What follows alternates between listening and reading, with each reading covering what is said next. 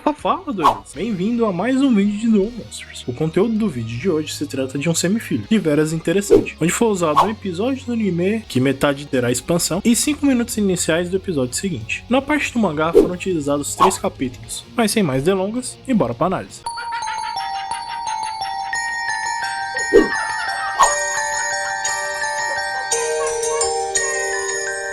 Episódio 28. A noite antes das finais. Os segredos de Pegasus. Capítulo 52. A promessa. Após a derrota esmagadora de Pegasus no duelo de exibição, Yugi fica extremamente puto e jura acabar com a raça de Pegasus. Mas antes disso ele deveria ser o vencedor do reino dos duelistas, e por hora, eles deveriam recuperar suas energias, e as finais seriam conduzidas no dia seguinte, naquela mesma arena. A cena seguinte é divergente em ambas as obras. No mangá, antes do jantar ser servido, um dos capangas de Pegasus informa que, para duelar nas finais, era necessário estar com uma das cartas especiais, enviadas juntos ao convite, e que mesmo que tenham chegado às finais, se não estivessem em posse dessas cartas, seriam desclassificados. Yugi saca as duas cartas, sendo elas The Honor of the King's Right and The Honor of the King's Left. Em tradução direta seria algo honra do rei à direita e honra do rei à esquerda. Seu significado era figurativo, tanto Joy quanto Bandit Keith não foram oficialmente convidados, e com isso eles não possuiriam essas cartas. Bandit Keith xinga bastante, e Mai declara que dali em diante eles seriam adversários, e deseja boa sorte, tanto a Joy quanto a Yugi. Yami estava pensativo do porquê uma das cartas em branco, e imagina que após derrotar os finalistas você poderia ganhar o prêmio em dinheiro ou ter a honra de desafiar Pegasus. E extrapola o pensamento, imaginando que o perdedor provavelmente iria ter sua alma selada nessa carta, e isso seria a marca definitiva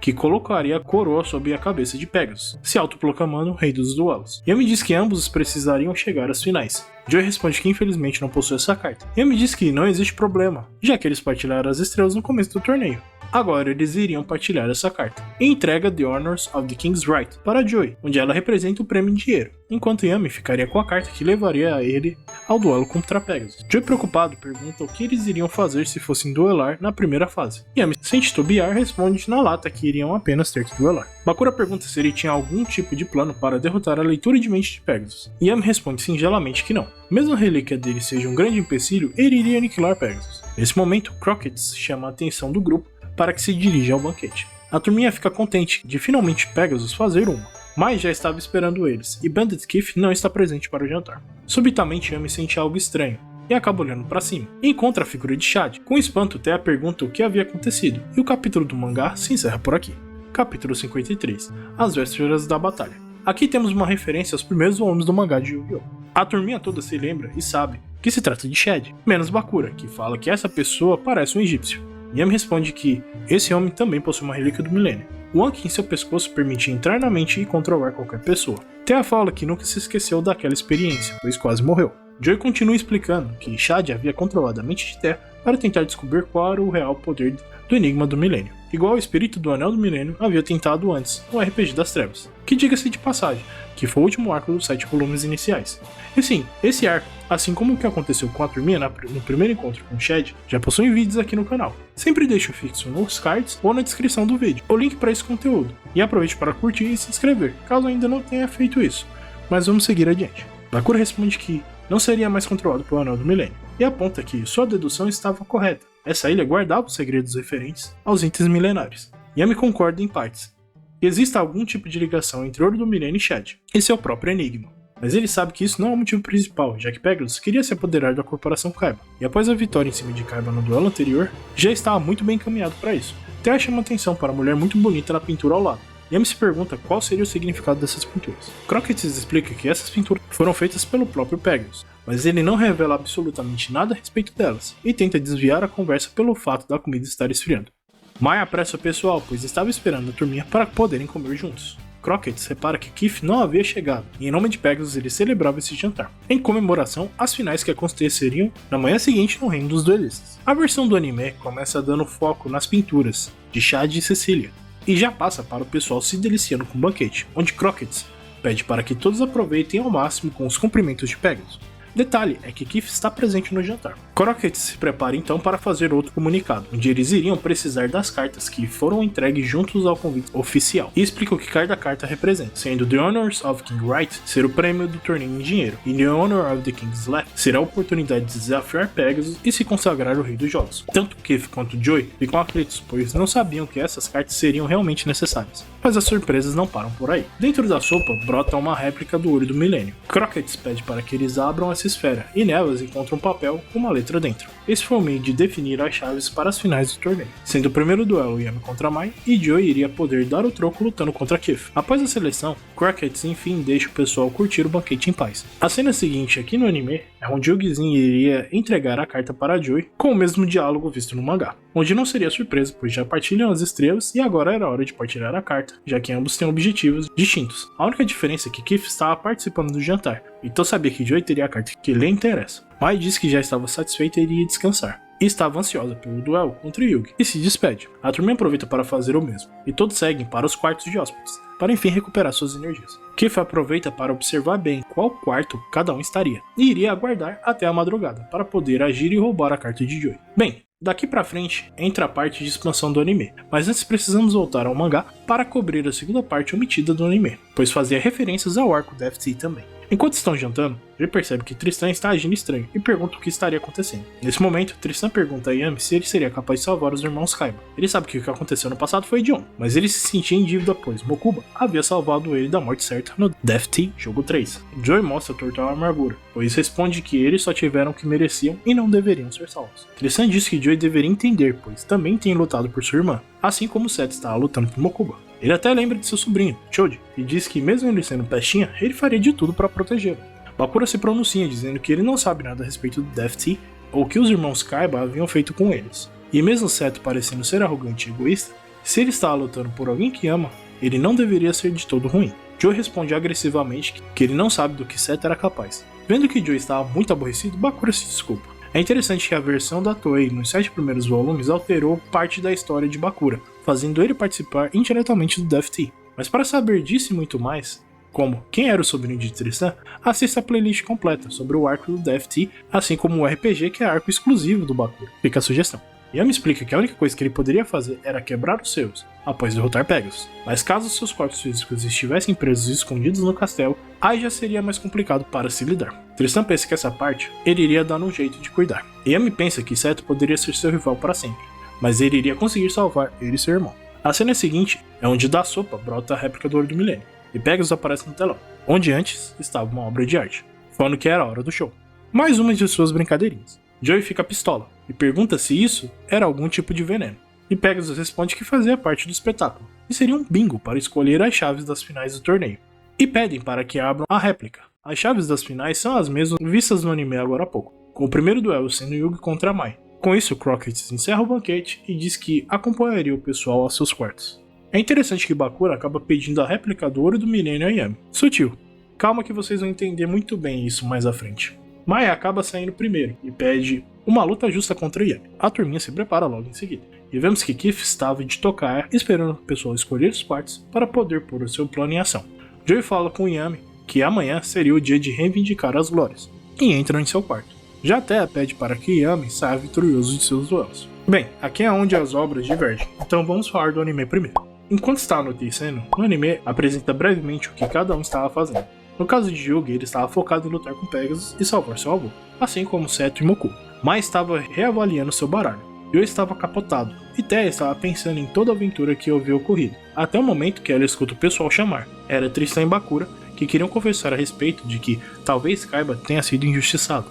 Vale ressaltar que no anime de Duel Monsters o pessoal não passou por todos os eventos nos 7 primeiros volumes, então esse papo de magia e misticismo ainda era discutível a eles, mesmo os capítulos Fury já terem introduzido essa sementinha. Tristan aponta que não seria novidade, visto por todas as pegadinhas implantadas na ilha, ele ter feito algo do tipo, para se favorecer e assim nem Joe e Yugi teriam alguma chance real de vencer o torneio, e sugere sair e tentar encontrar alguma evidência física que Pegasus tenha trapaceado. Assim eles poderiam ser mais úteis a seus amigos. A cena seguinte mostra Yugi despertando e escuta a voz do vovô Muto. Novamente a cena corta para a turminha, procurando por algum dispositivo na arena de duelo. Por já ter passado um tempinho, Terra começa a pensar que Pegasus possa ter vencido o Kaiba mesmo. Mas após o clima nublado passar, a luz lunar acaba passando por uma fresta e chama a atenção de Terra. E ao avaliar com mais atenção, esse feixe de luz ficava posicionado exatamente na mão do duelista. Quando Tristan vai checar, consegue encontrar uma torre, onde seria a localização perfeita para posicionar o Kapanga, que esteja usando uma luneta e se comunicando com Pegasus. A cena intercala com Yugi saindo de seu quarto procurando a origem daquela voz, com a cena da turminha indo em direção à torre. e Tristan acaba encontrando uma corda que vai ser útil mais à frente. O anime fica intercalando essas cenas até o clímax, então irei contar separadamente o que aconteceu em cada núcleo. Yugi consegue encontrar a carta que prende a alma do vovô, que reclama por estar sofrendo, mas estava feliz em ver seu neto bem. Logo em seguida vemos uma cena censurada fora do Japão, pois a carta do vovô fica presa numa cruz, ao lado dos dois irmãos Kaiba, que estão na mesma situação, e os três começam a implorar ajuda para o Yugi, com bastante sofrimento e agonia.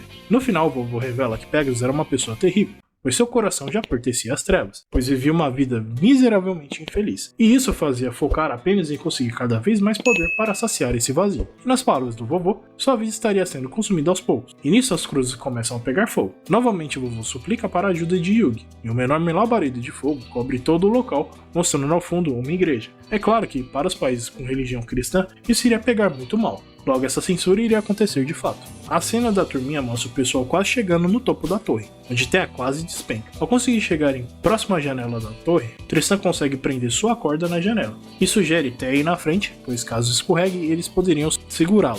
Thea não aceita, pois estava usando uma saia curta, mas Tristan não se toca disso, até o Bakura explicar ao Tristan o real motivo.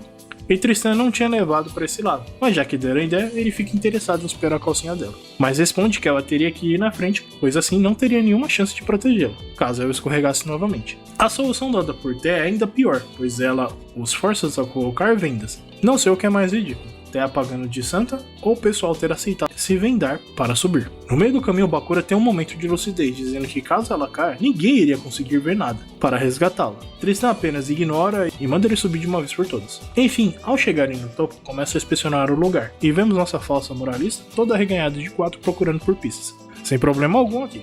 Depois de tanto procurarem, não acabam encontrando nenhum tipo de dispositivo, mas Bakura encontra a pintura gigantesca de Sicília. O pessoal imagina que seja algo muito especial para Pegasus, e as luzes se acendem sozinha. Era Pegasus que estava indo checar o que estava acontecendo. Pegasus imagina que a turminha tenha descoberto seu real segredo, mas Tristan o acusa de estar trapaceando, e que ele não deveria esconder isso. Pegasus diz que não tem o porquê se esconder porque o bicho iria pegar pros três, pois eles iriam dar um passeio pelo domínio das trevas. Do nada, os três acordam no que parecia ser catacumbas egípcias. Bakura fica com receio, mas Tristan diz que não tem o porquê não seguirem, já havia sido descoberto mesmo. Ao chegarem ao fim do corredor, eles conseguem enxergar o que parecia ser um tipo de culto, com 2 pessoas no centro. Uma delas ergue o braço e uma tabuleta de pedra se ergue. Thea aponta para o centro, onde havia o mesmo quadro de Sicília. Nesse momento, outro homem estende seu braço e mais uma tabuleta sai do chão. Logo em seguida, ambos os monstros rodam as tabuletas, sendo talhado nelas a imagem de cartas de monstros de duelo, sendo o dragão rastejante e o dragão branco de olhos azuis. Pelo semblante mostrado, se trata de Pegasus, que afirma que o outro homem havia perdido, e nisso o homem é coberto por chamas verdes. A imagem espanta a turminha e acaba revelando suas posições. Pegasus enfim se revela e explica que aquele ritual era o jogo das sombras, só que feito nos tempos antigos. Tristan começa a pensar se seu olho estava de alguma forma relacionado com esse tal Yami no game. Pegasus joga as cartas na mesa e mostra que estava lendo suas mentes o tempo todo, com um poder que ele chama de Mind Scan. Esse tipo de poder era oferecido apenas a poucos. Nesse momento ele pergunta a Bakura se ele tinha interesse de colocar seu poder a teste, e nesse momento Pegasus não consegue ler a mente de Bakura. E enfim, Yami Bakura se revela e consegue repelir o poder do milênio através de seu anel milenar. Esse é um momento de clímax, onde a turminha e Yugi despertam em suas camas e associam o que viram como pesadelo. Menos Yami Bakura, que estava feliz por ter assumido o controle e encontrado mais uma relíquia. Agora é hora de ver o material do mangá, que por algum motivo o anime vai direcioná-lo no meio do duelo de Yugi e Pegasus. À meia-noite, Tristan começa a sair de Finnen de seu quarto. Ele está determinado a encontrar o lugar onde Bakura estava sendo mantido como refém. A cena seguinte corta para Yami Bakura, que estava admirando a pintura de Chad e rindo histericamente, onde não imaginava encontrar Chad naquele lugar. Yami Yugi não consegue dormir e pensa que estava muito próximo de conseguir enfrentar Pegasus, mesmo não sabendo como poderia contornar o poder do Olho do Milênio. Então decide se guiar e acreditar no poder de seu baralho. Por último, temos Joey, que estava puxando um soninho bem tranquilo. E o capítulo do mangá se encerra aqui. Capítulo 54. Furtividade noturna. Por volta das 2 da manhã, Tristan ainda estava procurando pela mansão, o local onde o irmão de Kaiba estava cativo.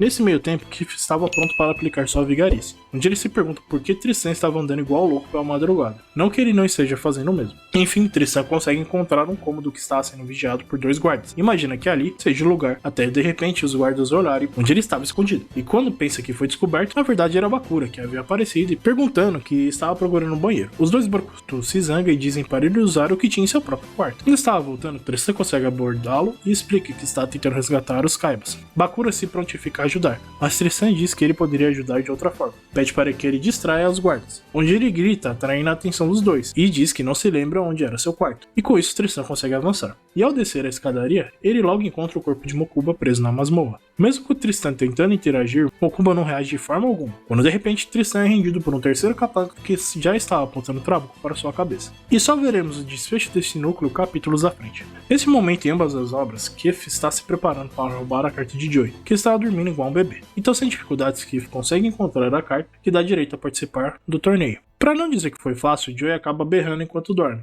e acaba assustando Kif. No anime, Kif teve um furto perfeito, e a última cena do anime se passa na manhã, com Yugizinho prometendo que iria conseguir salvar seu avô, e os irmãos Kaiba, encerrando por aqui o episódio do anime. No mangá, após o susto, Kif começa a sair de fina, quando é surpreendido por Yugizinho, que deve ter sido acordado pelo berro de Joy, e pergunta se estava se sentindo bem. Kif tenta se passar por Joy e responde que estava tranquilo, mas Yugi acaba percebendo que não era a voz de Joy. Quando iria confrontá-lo, Kif agarra Yugi e enche a mão, dando uma puta pedrada na cara do menino, o suficiente para fazer Yugi sair voando. Mesmo assim, Yugi já estava acostumado a apanhar, e não é nocauteado. Com isso, Kif iria acertar um soco com toda a força, mas Joy acaba impedindo. Kif tenta derrubar Joy, que facilmente consegue desviar e contra-atacar Kif, deixando igual um frango de joelhos com o rosto sangrando. Joy até alopra, dizendo que ele poderia ser muito bom nas cartas, mas ele era muito bom em lutas. Mas isso daqui não iria arrebentar com ele em uma briga, ele preferia cuidar disso num duelo. Kif percebe que ele ainda não se tocou que foi roubado, e acaba aproveitando a deixa para sair fora. Até aparece e pergunta o que estava acontecendo. Então Joy fala que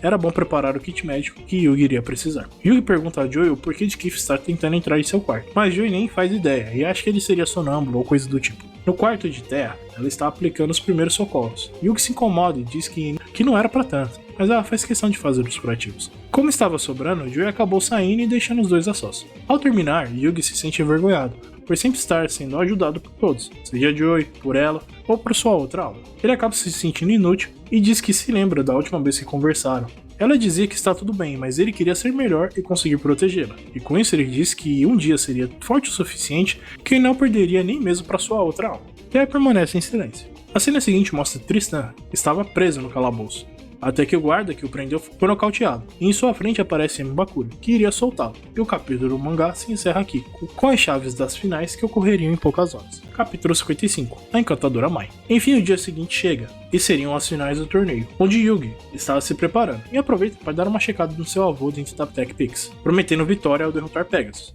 O avô aproveita para passar um conselho, onde existiam 3 tipos de pessoas, que a deusa dos duelistas nunca dava sua graça. Trapaceiros, que fazem qualquer coisa para vencer, covardes, que temem a possibilidade da derrota, e os arrogantes, que se afogam na ilusão de seu poder, e explica que um verdadeiro duelista nunca abre mão de sua confiança e honra, mas às vezes a autoestima é tão exacerbada que essa honra se transforma em orgulho, e assim um duelista havia cavado sua própria cova. E prossegue dizendo que nunca havia dito, mas acha que Yugi consegue oferecer o equilíbrio no coração das pessoas. E diz que sua outra alma às vezes superestima suas habilidades, e acaba perdendo seu coração e senso de justiça. E nesse momento que Yugizinho precisava ajudá-lo, no seu coração demonstrasse fraqueza. O Yugi reflete sobre o que seu avô acabou de falar, e neste momento é abordado pelo pessoal, que pergunta se ele já estava pronto. Então Yami assume o controle e coloca sua jaqueta na típica forma de capa, coisa que, se não me engano, só iria acontecer lá pelos meados da Cidade das Batalhas. Enquanto estão se dirigindo à arena, percebe que Tristan e Bakura não estavam presentes. Joy responde que não os encontrou em seus quartos. Então Yami deduz que eles provavelmente estão tentando recuperar o corpo dos irmãos Kaiba, mas revela que ele iria conseguir recuperar suas almas, e isso poderia deixar na conta dele. Quando o pessoal adentra a arena, tanto Kif quanto Mai já estavam à espera.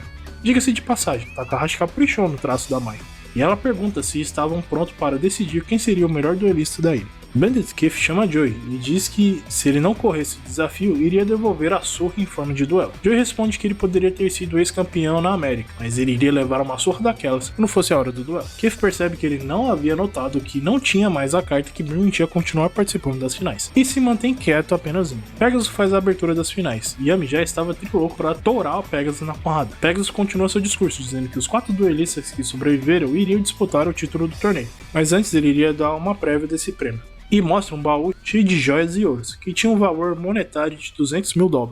Joey tenta converter isso para ien, mas sabe que é uma quantia que dá e sobra para custear a cirurgia de sua irmãzinha. Keith e Mai se dão satisfeitos pelo valor do prêmio. Então os capangas afirmam que o prêmio não seria dado por derrotar o duelista finalista, e sim ao derrotar o soberano da ilha, no caso o Pegasus. E Pegasus está interessado em saber quem seria capaz de fazer esse feito. Yami conclui que mesmo sendo milionário, ele não iria abrir mão da grana, e se sentia invencível com o poder da relíquia do milênio. Mas Yami não teria o luxo de perder, pois também estava lutando pela alma de seu avô. Assim como a alma dos irmãos Kaiba também estava em jogo. Isso, tanto o Yugi como o Joey estavam em busca de conquistar as glórias. E bem, é aqui onde o duelo com Mai iria de fato começar. Agora veremos como esse trecho foi adaptado no anime. Episódio 29, Conduzindo a Tentação, Sombras no Olhar. Bem diferente do mangá, Yugi estava sozinho, refletindo quando é abordado pela turminha. Detalhe que Tristan e Bakura estão com um grupo. Joey pergunta se ele estava pronto, e Yami assume o controle, colocando sua blusa em forma de capa, dizendo que já era a hora. Mas a cena seguinte aparece vestindo a roupa normalmente. A turminha se prepara para acompanhar da sacada, onde teriam uma vista melhor do duelo. Keith e Mai já estavam no aguardo, e aqui Mai está bem mais comportada. Ela aborda Yami e pergunta se estava tudo pronto para acertar as contas. Keith zoa Joey dizendo que ele está impressionado que Joey não tenha inventado qualquer tipo de desculpa e sumir. E com isso Joey responde que queria amassá-lo. Keith nota que ele ainda não tinha percebido que estava sem a carta de acesso para as finais, e iria vencê-lo sem nem precisar lutar. Crockett autoriza a entrada dos desafiantes. Pegasus faz o discurso de abertura das finais, dizendo que o vencedor poderia ganhar uma bolada ou ter o privilégio de desafiá-lo, caso tenha a coragem. Tristan pergunta qual seria o prêmio ao derrotá-lo. Então Pegasus responde que caso o vencedor derrote o criador do jogo, receberia o título de Rei dos Duelistas e seria reconhecido como fundador das empresas de ilusões industriais. Resumindo, aqui no anime, Pegasus apostou tudo, e não foi mão de vaca, como no mangá. Pegasus continua dizendo que o título era a prova de ser o duelista número 1 no mundo. Então Pegasus diz que está ansioso para descobrir quem seria o finalista, que iria conquistar a fama e a fortuna. E com isso, o primeiro duelo iria se iniciar com Yami contra Mai. E nesse ponto irei parar o vídeo, pois ele já está imenso e aproveito para deixar algumas reflexões. Primeiro, essa expansão do anime foi bem bizarra, mas ela acaba deixando uma pergunta no ar que só foi respondida, ou melhor, usada no último arco do mangá, Millennium World. Yugi e Yami não conseguem parar o poder de Pegasus, entretanto Yami e Bakura conseguiu bater de igual para igual. E já adiantando, no arco do Millennium World é revelado que as relíquias não conseguem interferir uma nas outras, o que me faz pensar que talvez Yami apenas não saiba como repelir essa interferência. É claro que o recurso não foi usado porque Yami era overpower no mangá, e passava a carreta em tudo e em todos, ao ponto de até a animação da Toei nivelar o seu poder. Mas a forma que o anime apresentou essa questão deixou essa dúvida. E o que vocês acham? Não deixem de comentar. E é isso, duelistas. Agradeço a presença de todos vocês, e semana que vem tem mais. E com imenso prazer que finalizo esse vídeo. Em todo caso, gostaria de agradecer a você, telespectador, que assistiu até aqui e viu essa análise. Críticas e sugestões sempre são bem-vindas, e espero ver você aqui contemplando o próximo trabalho. Se curtiu, deixe seu joinha, caso não, deixe seu dislike, mas não deixe de comentar para que possamos melhorar sempre. Até a próxima, duelistas!